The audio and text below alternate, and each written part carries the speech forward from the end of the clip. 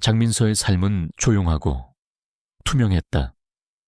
다른 또래 아이들처럼 화려한 SNS를 하지도 친구들과 왁자지껄 떠들지도 않았다. 그녀는 그저 서울의 낡은 동네, 허름한 2층짜리 주택의 작은 방에서 자신만의 세계를 가꾸며 살았다. 그 세계는 빛바랜 전자제품 부품과 납땜 인두, 그리고 알 수 없는 기계들의 미세한 냄새로 가득했다. 방의 유일한 빛은 낡은 스탠드에서 나오는 노란 불빛이었다. 그 불빛 아래에서 민서는 종종 부모님의 낡은 텔레비전을 고치곤 했다. 치직, 치직 텔레비전 화면은 지직거리는 소리를 내며 검은 화면만을 보여주었다. 어머니는 새 텔레비전을 살 형편이 안 된다며 한숨을 쉬셨지만 민서는 조용히 텔레비전을 방으로 옮겼다. 그녀는 익숙한 손놀림으로 텔레비전 뒷면에 케이스를 분리하고 납땜 인두를 켰다. 지지직거리는 납땜 소리와 함께 매캐한 냄새가 방 안에 퍼졌다. 그녀는 복잡한 회로 기판을 돋보기로 들여다보며 눈을 가늘게 떴다. 그녀의 손은 망설임이 없었다. 마치 자신의 몸속 신경망을 다루는 것처럼. 그녀는 단번에 고장난 칩을 찾아내고 새로운 부품으로 교체했다. 그녀에게 기계는 단순한 물건이 아니었다. 그것은 숨을 쉬고 이야기를 품은 생명체였다. 기계의 고장은 그들이 겪는 아픔이었고 그녀는 그 아픔을 치유하는 의사였다. 1시간 뒤 텔레비전 화면에는 선명한 영상이 다시 나타났다. 민서는 조용히 텔레비전을 거실로 옮겨놓았다. 어머니는 믿을 수 없다는 표정으로 텔레비전을 바라보셨다. 아니, 민서야, 이걸 네가 진짜 고쳤단 말이야. 어머니의 목소리에는 놀라움과 함께 감사함이 가득했다. 민서는 아무 말 없이 그저 희미하게 미소 지을 뿐이었다. 그녀는 자신이 특별한 일을 했다고 생각하지 않았다. 그저 당연한 일을 했을 뿐이었다. 그녀에게 기계를 고치는 일은 숨 쉬는 것처럼 자연스러운 일이었다. 그녀의 이런 재능은 남들에게 잘 드러나지 않았다. 그녀는 늘 침묵했고 자신의 능력을 과시하려 하지 않았다. 그녀는 그저 조용히 자신만의 세계에 머물러 있기를 원했다. 그 침묵 속에서 그녀는 평화를 느꼈다. 어느 날 오후였다. 민서의 집 옆에 사는 6살짜리 남자아이가 마당에 쪼그리고 앉아 훌쩍이고 있었다. 그의 손에는 망가진 로봇 장난감이 들려 있었다. 로봇의 머리는 떨어져 나갔고 한쪽 팔은 부서져 있었다. 아이의 어머니는 아이를 달래며 말했다. 이건 너무 오래돼서 고칠 수 없단다. 엄마가 새 것 사줄게. 하지만 아이는 고개를 저으며 눈물을 뚝뚝 흘렸다. 이 로봇이 좋아. 민서는 그 모습을 보고 발걸음을 멈췄다. 그녀는 아이의 슬픔이 마치 자신의 것인 양 느껴졌다. 그녀의 마음속에는 무언가 따뜻한 것이 차올랐다. 그녀는 잠시 망설이다 아이에게 다가갔다. 아저씨가 고칠 수 없을지도 몰라. 내가 한번 봐줄까? 아이는 놀란 눈으로 민서를 올려다보았다. 민서는 아이의 손에서 로봇을 받아들고 조용히 집으로 들어갔다. 로봇의 내부는 복잡한 회로로 이루어져 있었다. 떨어져 나간 부품을 찾았지만 핵심 부품 하나가 망가져 있었다. 민서는 자신의 서랍을 뒤졌다. 지난 몇 달 동안 꼬박꼬박 용돈을 모아두었던 작은 봉투를 꺼냈다. 그 안에는 고작 2만 원 남짓한 돈이 들어있었다. 그녀는 그 돈을 들고 부품 가게로 향했다. 한참을 찾아 헤맨 끝에 그녀는 겨우 그 로봇에 맞는 부품을 발견했다. 하지만 부품의 가격은 그녀가 가진 돈을 아득히 뛰어넘었다. 민서는 잠시 망설였다. 이 돈은 그녀가 몇 달 동안 힘들게 모은 돈이었다. 하지만 그녀는 아이의 슬픈 얼굴을 떠올렸다. 그리고는 결국 그 부품을 샀다. 그녀의 손에 남은 돈은 단 몇천 원에 불과했다. 밤늦게까지 이어진 수리 끝에 로봇은 다시 살아 움직였다. 민서는 다음 날 아침 아이의 로봇을 조용히 돌려주었다. 아이는 기쁨에 가득 차 로봇을 껴안았다. 아이의 어머니는 민서에게 연신 고마움을 표하며 수리비를 건넸지만 민서는 단호하게 거절했다. 아니에요. 괜찮아요. 아이가 기뻐하는 모습을 보니 저도 기뻐요. 그녀는 그렇게 말하고는 미소 지으며 자신의 집으로 돌아왔다. 그녀의 주머니는 가벼웠지만 마음은 그 어느 때보다 따뜻했다.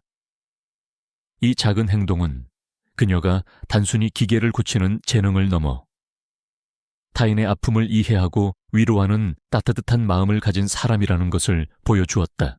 민서의 방 한구석에는 그녀의 보물 상자가 있었다. 그것은 낡은 나무 상자였지만 그 안에는 그녀가 직접 만든 독특한 도구들과 함께 낡은 공학 서적들이 가득했다. 그 책들은 그녀의 아버지의 유품이었다. 아버지는 한때 유능한 공학자였지만 뜻하지 않은 사고로 인해 꿈을 접어야 했다.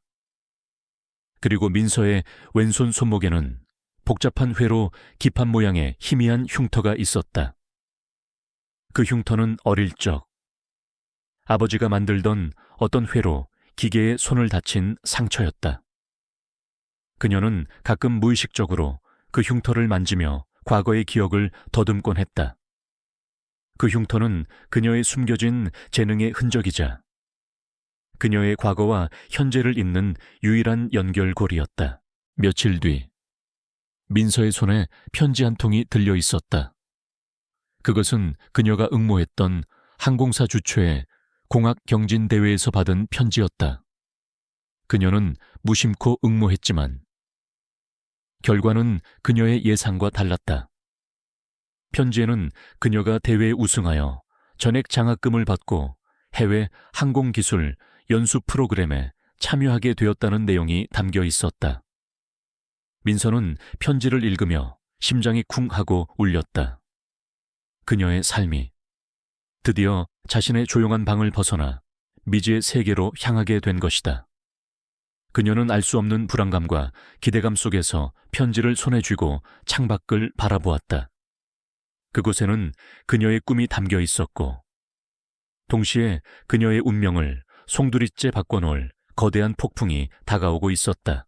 항공기 HL704편의 객실은 평화로웠다. 창밖으로 펼쳐진 구름 바다는 눈부시게 빛났고 엔진의 묵직한 진동은 모든 것을 잠재우는 자장가 같았다. 민서는 창가에 앉아 난생 처음 경험하는 풍경을 넋을 잃고 바라보았다. 이 작은 비행기 안에서 그녀의 세상은 무한히 확장되는 것 같았다. 어릴 적 꿈꿨던 비행기 조립도, 하늘을 나는 꿈도, 그 모든 것이 현실이 되는 순간이었다. 그녀의 가슴은 미지의 세계에 대한 설렘과 가족을 떠나온 것에 대한 미세한 불안감으로 부풀어 있었다. 그녀는 이 비행이 자신의 조용한 삶을 벗어나 새로운 미래로 향하는 첫 번째 발걸음이라고 믿었다. 취직 고객 여러분, 저희 비행기는 현재 기장의 안내 방송이 들려왔지만 지직거리는 잡음으로 인해 무슨 말인지 알아들을 수 없었다. 기내의 모든 승객들은 잠시 의아해했지만 이내 다시 대화를 이어갔다. 하지만 민서의 예민한 감각은 무언가 잘못되었다는 것을 감지했다. 엔진 소리가 미묘하게 달라져 있었다.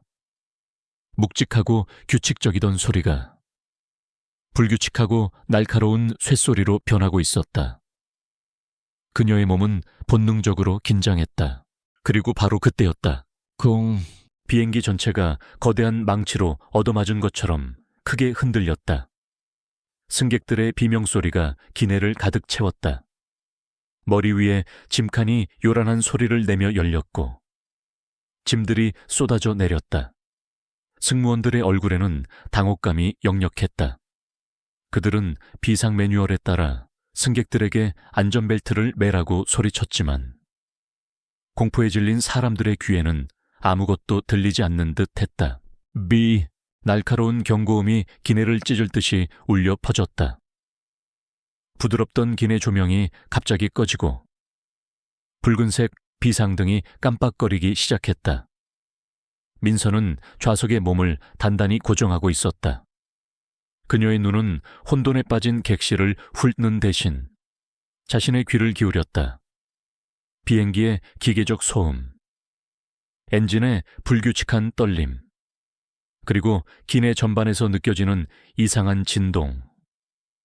그녀의 머릿속에서는 이 모든 정보들이 복잡한 알고리즘을 따라 분석되고 있었다. 그녀의 심장은 인간적인 공포로 격렬하게 뛰고 있었지만 그녀의 뇌는 마치 수십 년 경력의 엔지니어처럼 차갑고 냉철하게 작동하고 있었다. 승무원들은 혼란을 수습하려 했지만 그들의 행동은 무력했다. 그들은 기내의 모든 시스템이 먹통이 되었다고 외쳤다. 시스템이 완전히 다운됐어요. 아무것도 통신이 되지 않습니다. 조종실 문이 열렸다. 기장과 부기장은 안절부절 못하며 손에 쥔 비상 매뉴얼을 뚫어지게 바라보았다. 유압 시스템과 비상 전력 시스템이 동시에 멈췄습니다. 이럴 수가 없는데. 기장의 다급한 외침이 들려왔다. 그들의 얼굴에는 절망이 서려 있었다. 그들은 자신들이 통제할 수 없는 거대한 문제에 직면한 것이다. 민서는 모든 것을 지켜보고 있었다. 그녀는 그들의 패닉과 절망을 느꼈다. 그들은 매뉴얼에 의존하고 있었지만 그녀는 이미 직감적으로 문제의 원인을 알고 있었다. 단순한 시스템 오류가 아니었다. 그것은 복합적이고 치명적인 문제였다. 이대로 가다가는 비행기 전체가 통제 불능 상태에 빠질 터였다. 그녀는 자신의 몸이 추락하는 것을 상상했다. 공포가 그녀의 심장을 옥죄어왔다. 그녀는 그저 자리에 앉아 이 모든 것이 지나가기를 바랄 수도 있었다. 이 문제와는 아무 상관도 없는 그저 평범한 승객일 뿐이었다. 하지만 그녀는 그럴 수 없었다. 그녀의 내면에는 무언가 끓어오르고 있었다. 그것은 타고난 엔지니어의 본능이자 타인을 외면할 수 없는 따뜻한 양심이었다. 그녀는 이 모든 사람들의 목숨이 자신에게 달린 문제임을 깨달았다. 그녀의 조용하고 안전한 삶은 이제 더 이상 의미가 없었다. 그녀는 이 위기 속에서 자신의 모든 것을 걸어야만 했다. 그녀의 마음속에서 갈등하던 두 개의 목소리 중 용기와 책임감이 담긴 목소리가 승리했다. 민서는 천천히 좌석에서 일어났다. 기체가 여전히 심하게 흔들리고 있었지만 그녀의 발걸음은 흔들림이 없었다. 그녀는 혼돈에 빠진 객실을 가로질러 조종실 문을 향해 걸어갔다. 그녀의 마음은 두려움으로 가득 찼지만 그녀의 눈빛은 결연했다. 그녀의 내면에 잠들어 있던 천재가 마침내 깨어나는 순간이었다. 그녀는 이제 더 이상 조용히 숨어 지낼 수 없었다. 그녀의 운명은 바로 이 비행기 안에서 새로운 방향으로 나아가기 시작했다. 혼란에 휩싸인 기내에서 민서의 침묵은 깨졌다. 그녀는 좌석에서 일어나 통로를 가로질렀다. 승객들은 공포에 질려 좌석에 몸을 숨겼지만 민서의 눈빛은 흔들림이 없었다. 그녀는 마치 모든 답을 알고 있다는 듯 조종실 문을 향해 걸어갔다. 그때 한 젊은 승무원, 이지수가 그녀를 막아섰다. 지수 역시 두려움에 떨고 있었지만 민서의 차분한 얼굴을 보고 무언가 다른 느낌을 받았다. 학생, 지금은 자리에 앉으셔야 합니다. 너무 위험해요. 지수의 목소리는 떨렸다. 민서는 고개를 들었다. 그녀는 지수의 눈을 똑바로 바라보며 말했다. 아닙니다. 이대로는 안 됩니다. 시스템은 복구되지 않을 거예요. 원인은 다른 곳에 있습니다. 그녀의 목소리는 작았지만 공포에 질린 사람들의 귓가에 뚜렷하게 들렸다. 바로 그때 1등석에서 이 모든 상황을 지켜보고 있던 강태준 사장이 격분했다. 그는 자신의 항공기에서 이런 사태가 벌어진 것에 대한 분노와 이 위기 속에서 한낱 여고생이 나서는 오만함에 치를 떨었다. 뭐 하는 짓이야. 당장 저 아이를 내보내. 누가 감히 내 비행기에 손을 대는 거야. 그의 목소리는 권위적이었지만 그 안에는 통제력을 잃은 자의 분노가 서려 있었다. 지수는 사장님의 고함에 당황했지만 민서의 눈에서 읽은 확신을 떨쳐낼 수 없었다. 그녀는 용기를 내어 사장에게 말했다. 사장님, 이대로는 방법이 없습니다. 기장님도 해결책을 찾지 못하고 있어요. 이분이 무언가 아는 것 같습니다. 아는 것, 저런 앳된 아이가 뭘 안다고 당장 내 말대로 해. 강 사장은 분노에 차서 소리쳤다. 그의 눈빛은 멸시와 함께 감히 자신의 권위에 도전하는 자에 대한 경멸로 가득 차 있었다. 그는 민서의 낡은 운동화와 평범한 옷차림을 보고 그녀를 하찮은 존재로 단정지었다. 그때 조종실 문이 열리고 이 기장이 얼굴을 내밀었다. 그의 얼굴은 피로와 절망으로 가득했다. 사무장 상황은 어떤가? 그는 지수에게 소리치다가 문 앞에 서 있는 민서를 발견했다. 너는 뭐 하는 학생이야. 여기 있으면 위험해. 당장 돌아가. 기장은 민서를 그저 방해가 되는 어린아이로 취급했다. 민서는 기장에게 단호하게 말했다. 기장님, 저는 이 비행기의 문제가 무엇인지 압니다. 항법 장치와 유압 시스템은 독립적으로 다운된 것이 아닙니다. 동력 분배 장치에 치명적인 오류로 인한 캐스케이드 실패입니다. 이대로는 보조 동력 시스템마저 멈출 겁니다. 기장은 민서의 말에 충격을 받았다. 캐스케이드 실패라는 용어는 전문가들 사이에서도 잘 쓰이지 않는 고급 기술 용어였다. 게다가 그녀의 진단은 완벽하게 옳았다. 그는 수십 년간 쌓아온 자신의 자존심과 경험을 믿고 싶었지만 그녀의 말은 그의 지식과 정확히 일치했다. 그는 민서의 낡은 옷차림과 어린 얼굴을 보며 혼란스러웠다. 이 아이가 도대체 누구지? 불가능한 일이야. 강 사장은 기장에게 소리쳤다. 기장, 뭐 하는 거야? 저런 아이의 말에 현혹되지 마. 당장 내보내고 매뉴얼이나 다시 살펴봐. 기장은 고뇌에 빠졌다. 사장의 명령을 따를 것인가? 아니면 이 알 수 없는 소녀의 말을 믿을 것인가? 그의 눈은 절망에 가득 찬 승객들을 향했다. 그리고 다시 민서의 눈을 보았다. 그녀의 눈은 침착하고 단호했다. 공포에 질려있는 모든 사람들과 달리 그녀의 눈은 문제의 핵심을 꿰뚫고 있었다. 기장은 자신의 자존심보다 수백 명의 목숨이 더 중요하다는 것을 깨달았다. 그는 깊은 한숨을 내쉬며 결단을 내렸다. 좋아, 시간이 없어. 하지만 경고하마. 장난이 아니야. 기장은 그렇게 말하고는 조종실 문을 활짝 열어주었다. 민서는 조용히 고개를 끄덕이고 조종실 안으로 들어섰다. 그녀의 발걸음은 흔들림이 없었다.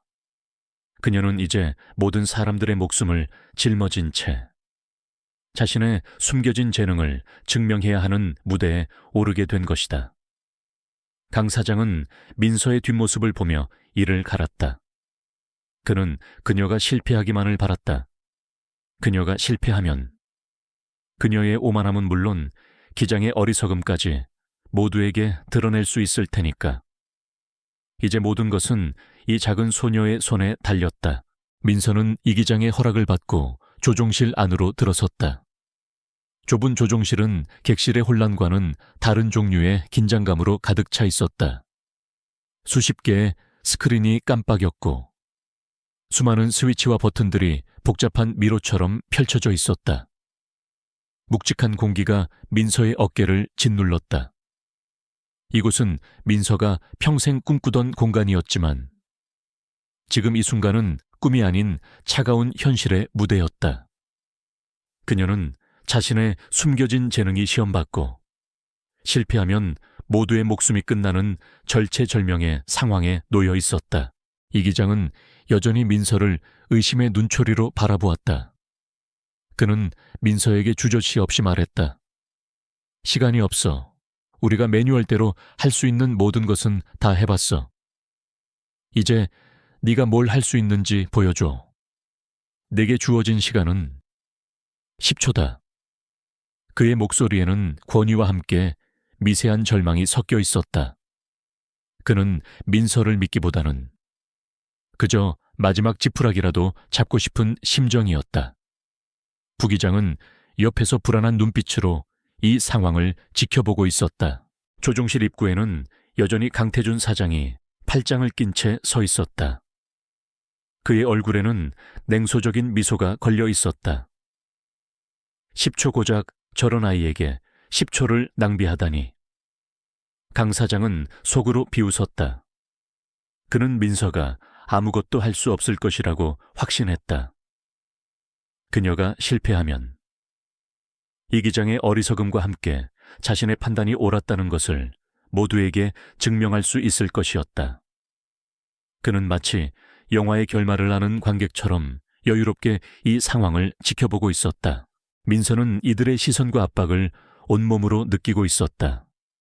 그녀는 고독했다. 이 넓은 조종실에서 그녀는 오직 혼자였다. 그녀의 뒤에는 아무도 없었고 그녀의 손에는 공구가 없었다. 오직 그녀의 두 눈만이 그녀의 유일한 무기였다. 이 모든 것을 그녀의 지식과 분석 능력으로 해결해야만 했다. 그녀의 심장이 빠르게 뛰었지만 정신은 얼음처럼 차가웠다. 그녀의 눈은 복잡한 계기판 위를 빠르게 스캔하기 시작했다. 10. 타이머가 카운트다운을 시작했다. 민서의 눈은 바쁘게 움직였다. 수많은 불빛들, 경고 메시지들, 그리고 복잡하게 얽힌 전선들 속에서 그녀는 해답을 찾아야만 했다. 그녀는 특정 시스템의 진동 패턴을 느끼고 미세한 전류 흐름의 변화를 감지했다. 그녀의 머릿속에서는 수많은 회로도가 번개처럼 스쳐 지나갔다. 9, 8. 이 기장은 초조하게 초침을 바라보았다. 그의 입에는 땀이 송골송골 맺혔다. 그는 이미 민서가 아무것도 할 수 없을 것이라고 마음속으로 결론을 내리고 있었다. 강 사장은 입가에 걸린 조소를 감추지 않았다. 이것 봐. 내가 뭐라고 했지? 저 아이는 아무것도 못해. 그의 눈에는 승리감마저 서려 있었다. 7, 60. 민서는 이 모든 압박감을 견뎌냈다. 그녀는 주변의 소음과 시선을 모두 차단했다. 그녀의 눈은 진단 패널 한 구석에 있는 다른 사람들은 눈치채지 못했던 작고 희미한 불빛 시퀀스를 발견했다. 그 불빛은 단순한 깜빡임이 아니었다. 그것은 복잡한 오류 코드를 나타내는 일종의 암호였다. 그녀의 머릿속에 아버지가 남겨주신 낡은 공학 서적의 내용들이 스쳐 지나갔다. 그 책에서 그녀가 보았던 특정 오류에 대한 비정형적인 해결 방법들이 떠올랐다. 5, 4. 민서는 몸을 숙여 진단 패널을 자세히 들여다보았다. 그녀의 손은 망설임이 없었다. 그녀는 그제야 문제의 원인을 완전히 파악했다. 복합적인 시스템 고장은 단 하나의 사소한 부품의 고착 때문이었다. 그리고 그 부품은 매뉴얼에 명시되지 않은 비상수동 장치와 연결되어 있었다. 3, 2. 시간이 얼마 남지 않았다. 민서는 모든 것을 한 번에 해결해야 했다. 그녀는 침착하고 단호한 목소리로 외쳤다. 기장님, 보조 전력 계통에 P4 릴레이를 수동으로 전환하고 주 전력 스위치를 3초간 내리세요. 민서의 지시는 모든 매뉴얼과 상식을 거스르는 것이었다. 주 전력 스위치를 내린다는 것은 항공기 전체의 모든 기능을 순간적으로 정지시키는 행위였다. 이 기장의 얼굴은 충격으로 굳어버렸다. 그는 자신의 귀를 의심했다. 강 사장은 분노에 차서 소리쳤다. 미쳤군. 당장 저 아이를 쫓아내. 그건 자살 행위야. 하지만 시간은 1초를 남겨두고 있었다. 이 기장은 이성과 본능 사이에서 절박하게 갈등했다. 그의 눈앞에는 수백 명의 승객들의 목숨이 걸려 있었다. 그가 민서의 말대로 해야 할지, 아니면 자신의 경험을 믿어야 할지 결정해야 하는 순간이었다. 모든 것이 멈춘 듯 팽팽한 긴장감이 조종실을 지배했다. 3, 2, 1. 타이머가 마지막 카운트다운을 시작했다. 이 기장은 숨을 멈췄다. 그의 이성은 민서의 지시가 자살 행위라고 경고했지만 그의 직감은 이성이 말하는 것을 거부했다. 그는 자신의 경험으로는 해결할 수 없는 미지의 문제에 직면해 있었다. 마지막 1초, 그는 민서의 눈을 보았다. 그 눈에는 광기 대신 흔들림 없는 확신이 있었다. 그는 결단을 내렸다. 기장은 꽉 쥐고 있던 손에 힘을 주고 민서가 가리킨 스위치를 향해 팔을 뻗었다. 딸깍, 스위치가 내려가는 소리가 정적에 휩싸인 조종실을 찢었다. 동시에 비행기 전체의 전원이 순간적으로 차단되었다. 요란하게 울리던 경고음이 멈추고 모든 계기판에 불빛이 꺼졌다. 조종실은 칠흑 같은 어둠에 휩싸였다. 승객들의 비명소리가 다시 들려왔다.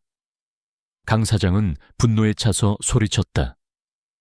미쳤군. 이 기장 네가 무슨 짓을 한 건지 알아. 그의 목소리는 증오와 함께 공포로 떨렸다. 율림은 차가운 침묵 속에서 이 모든 혼란을 예상했다는 듯이 차분하게 서 있었다. 강 사장은 비행기가 그대로 추락할 것이라 확신했다. 그의 눈에 이 기장은 한낱 어리석은 노인으로 보였고 민서는 제정신이 아닌 아이로 보였다. 하지만 바로 그때 율림의 침착한 목소리가 어둠을 갈랐다. 기장님, 지금입니다. 스위치를 올리세요. 이 기장은 율림의 지시에 따라 반사적으로 스위치를 다시 올렸다. 딸깍, 그리고 마법 같은 일이 벌어졌다. 비행기의 전원이 다시 들어오고 모든 계기판의 바늘들이 순식간에 정상 위치로 돌아왔다. 요란하게 울리던 경보음은 멈췄고 격렬하게 흔들리던 기체는 거짓말처럼 안정을 되찾았다. 묵직하고 규칙적인 엔진 소리가 다시 기내를 감쌌다. 기내의 모든 불빛이 돌아왔고 평화가 찾아왔다. 모든 것이 단 10초 만에 벌어진 일이었다. 조종실 안의 기장과 부기장은 넋이 나간 채 율림을 바라보았다. 그들이 수십 년간 쌓아온 경험과 지식으로도 해결하지 못한 문제를 이 작은 소녀가 단번에 해결한 것이다. 그들의 얼굴에는 경악과 함께 깊은 부끄러움이 스쳐 지나갔다. 강 사장의 얼굴은 하얗게 질렸다. 그의 거만했던 표정은 순식간에 사라졌고 그 자리에는 오직 충격과 공포만이 남았다. 그는 자신이 방금 무슨 일이 일어났는지 이해하려 애썼지만 그의 머리는 이 모든 것을 받아들일 수 없었다. 그가 한낱 미물이라 여겼던 소녀가 자신의 오만함이 초래할 뻔했던 대참사를 막아낸 것이다. 그의 심장이 거대한 망치로 얻어맞은 것처럼 쿵 하고 내려앉았다. 와, 객실에서 환호성이 터져나왔다. 안도의 한숨과 함께 여기저기서 울음소리가 터져나왔다. 승객들은 서로를 부둥켜 안고 무사함을 기뻐했다. 그들은 자신들을 구해준 것이 누구인지 알지 못했지만 율림이 있는 조종실을 향해 박수갈채를 보냈다. 승객들 사이를 가로질러 온 이지수 승무원은 눈물을 흘리며 율림을 향해 고마움을 표했다. 정말 감사합니다. 제가 제 모든 것을 걸고 당신을 믿었어요. 그녀의 진심 어린 눈물은 율림의 마음을 따뜻하게 했다. 강 사장은 비틀거리며 조종실에서 나와 객실로 걸어갔다. 그의 걸음에는 더 이상 거만이 없었다. 그의 머릿속에는 오직 하나의 생각뿐이었다. 내가 모두를 죽일 뻔했어. 저 아이를 무시한 내 오만함 때문에. 그의 눈은 율림을 향했다. 그녀는 여전히 조용하고 차분했다. 그녀는 영웅처럼 환호를 받지도 거만한 미소를 짓지도 않았다. 그녀는 그저 모두의 안전을 확인한 후 자신의 자리로 돌아가려 했다. 그때 강 사장은 모두가 보는 앞에서 무릎을 꿇었다. 그의 머리는 깊게 숙여졌다. 정말 죄송합니다. 그의 목소리는 진심으로 떨리고 있었다. 나의 오만함이 당신의 재능을 알아보지 못했습니다. 나의 편협함이 수많은 사람들의 목숨을 위협했습니다. 부디 용서해 주십시오. 그의 사과는 단순한 항공기 고장에 대한 것이 아니었다. 그것은 오직 배경과 외모만을 중시했던 자신의 어리석음과 편견에 대한 처절한 고백이었다. 그의 사과의 기내는 다시 숙연해졌다.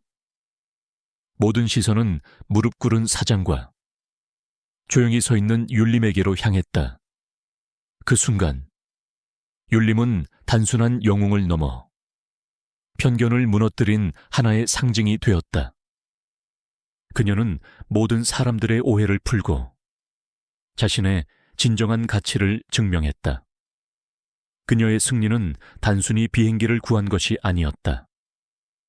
그것은 자신을 무시했던 세상에 대한 위대한 승리였다. 강태준 사장이 무릎을 꿇고 사과하자 기내는 다시 한번 경악과 함께 숙연해졌다. 그 자리에 있던 모든 사람들은 그의 사과가 단순한 형식적인 행동이 아니라 진심 어린 참회라는 것을 느낄 수 있었다.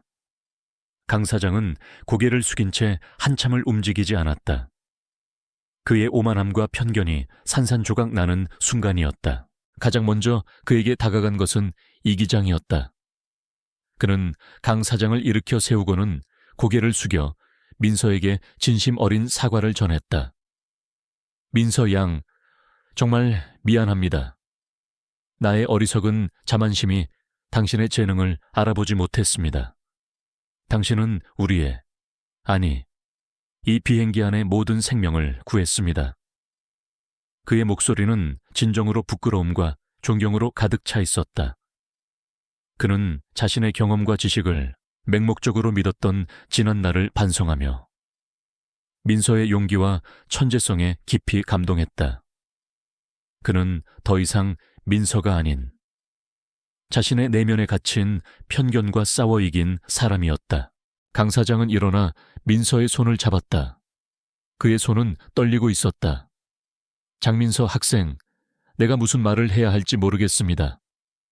당신의 재능은 내가 평생 봐온 그 어떤 인재보다도 뛰어납니다. 나의 오만함 때문에 우리 항공사의 명예는 물론 수많은 승객의 목숨까지 잃을 뻔했습니다. 내가 저지른 모든 실수를 만회하고 싶습니다. 원하는 것이 무엇이든 말해 보십시오. 어떤 보상이라도 하겠습니다. 그의 목소리에는 진심 어린 후회와 함께 민서의 재능을 향한 경외심이 담겨 있었다.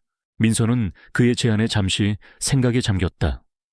그녀가 원한다면 막대한 돈과 명예를 얻을 수도 있었다. 하지만 그녀에게 그 모든 것은 의미가 없었다. 그녀가 이 비행기 안에서 목숨을 걸고 싸웠던 이유는 돈이나 명예를 얻기 위함이 아니었다. 그녀는 이 상황을 해결할 수 있는 유일한 사람이었기에 나섰을 뿐이었다. 그녀는 고개를 들어 강 사장에게 말했다. 사장님, 저는 돈을 원하지 않습니다. 제가 원했던 것은 제 재능을 사용할 수 있는 기회였습니다. 강 사장의 눈이 커졌다. 민서의 담담한 말은 그의 마음을 깊이 울렸다. 그는 곧바로 민서에게 새로운 제안을 했다. 좋습니다. 내가 약속하겠습니다. 당신에게 우리 항공사 최고의 장학금을 지원하겠습니다.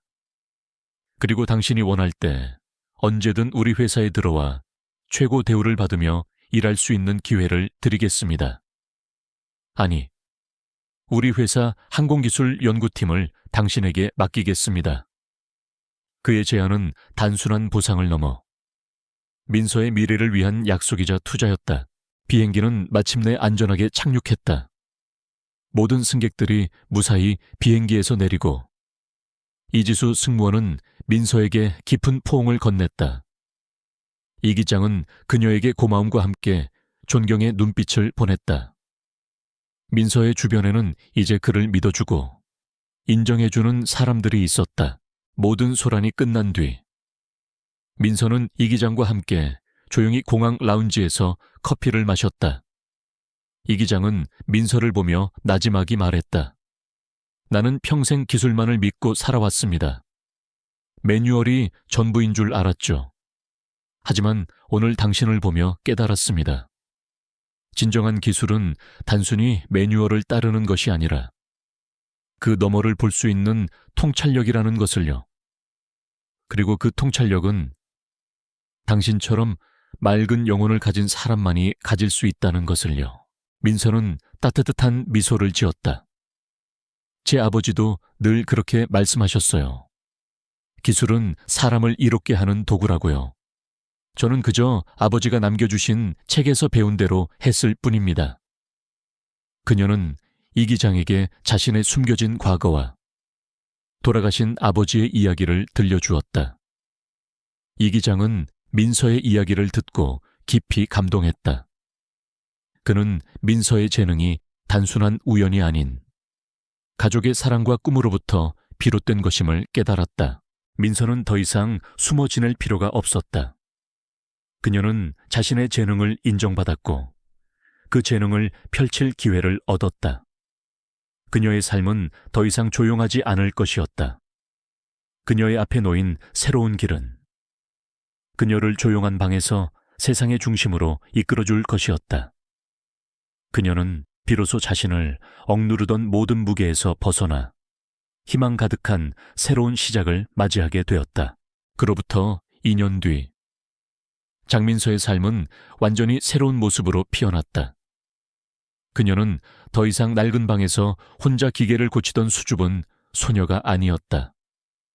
강태준 사장의 지원을 받아 항공기술 분야에서 세계 최고로 손꼽히는 명문대에 입학한 그녀는 이제 학생이 아닌 연구원으로 불렸다.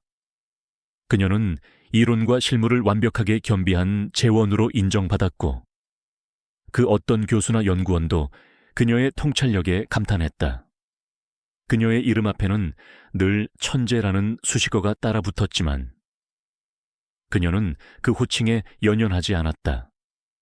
그녀에게 중요한 것은 오직 기술로 사람을 이롭게 하는 것뿐이었다. 민서는 자신의 재능을 혼자만 간직하지 않았다.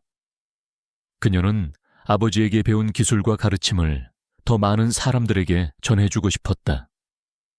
방학 동안 그녀는 강 사장이 직접 설립한 항공과학 꿈나무 재단원에서 어린 학생들을 가르치는 봉사활동을 시작했다. 그녀는 학교 교실이 아닌 낡은 동네의 작은 기술 교육원에서 아이들을 만났다. 그곳에는 그녀처럼 가정 형편이 어렵거나 조용히 자신만의 세계를 꿈꾸는 아이들이 모여 있었다. 이 회로 기판을 보세요. 모든 부품이 제 역할을 해야만 기계는 제대로 작동할 수 있습니다. 사람도 마찬가지예요. 여러분 모두는 각자의 자리에서 빛나는 부품이 될 수 있습니다. 민서의 목소리는 조용했지만 그 안에는 따뜻한 울림이 있었다. 그녀는 아이들에게 어려운 이론을 설명하는 대신 직접 망가진 장난감이나 오래된 라디오를 가져와 함께 고치는 방법을 가르쳐 주었다. 아이들의 눈은 호기심과 열정으로 반짝였다. 그들 중 한 아이는 민서에게 물었다. 선생님은 어떻게 그렇게 기계를 잘 하세요? 민서는 아이를 보며 미소 지었다. 그녀의 미소에는 과거의 수줍음 대신 깊은 평화와 따뜻함이 깃들어 있었다. 저도 어렸을 때 여러분처럼 이 낡은 기계들을 가지고 놀았어요. 제게는 친구가 많지 않았지만 이 기계들은 저에게 늘 정직하게 답을 주었거든요.